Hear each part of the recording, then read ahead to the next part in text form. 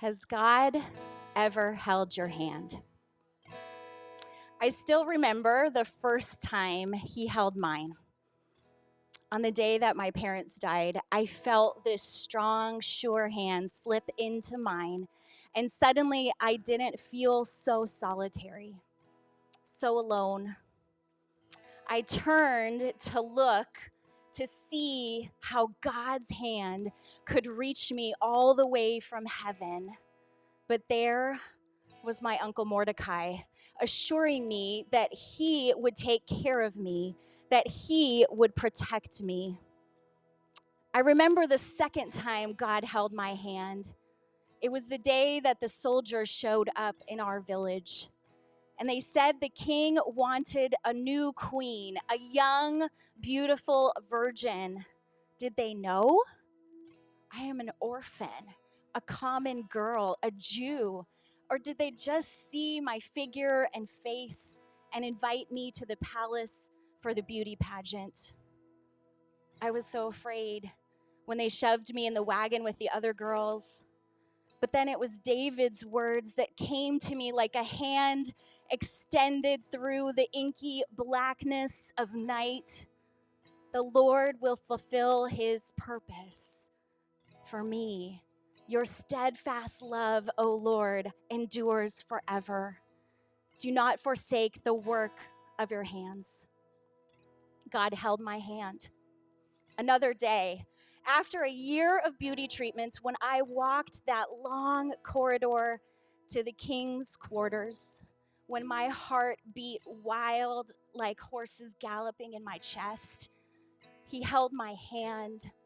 When the king chose me to be his queen, when I stepped into purple royal robes and stepped up to that place of honor, a gilded crown placed upon my head. God held my hand. When I heard weeping and wailing in the garden, the day I saw my Uncle Mordecai tear his clothes and heap ashes on his head, a public display of grief and groaning. And that was the day. That was the day I heard about Haman's plot against my people, his final judgment for the Jews. Grandmas and babies, uncles and sisters would all face the consequences of Haman's wrath, his horrible path for our people.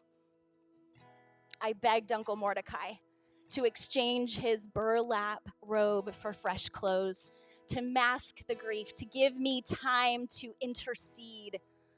God held our hands as we fasted and prayed for 3 downtrodden days and 3 never-ending nights. And in the quiet, I knew that I was not alone. I understood Yahweh created me for such a time as this. If I die, I die, were the only words I could whisper really, as I pulled those purple royal robes on again and purposed to step forward onto the path of emancipation or condemnation.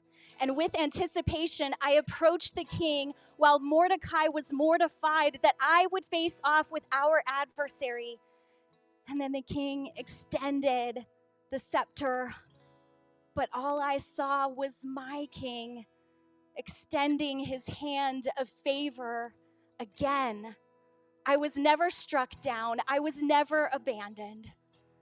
3 times I called them to dinner. 3 times the rooster crowed. And when they were wet with wine, I presented the proposal to spare the lives of my people, God's chosen people, who Haman hoped to annihilate. Friends, we were not late.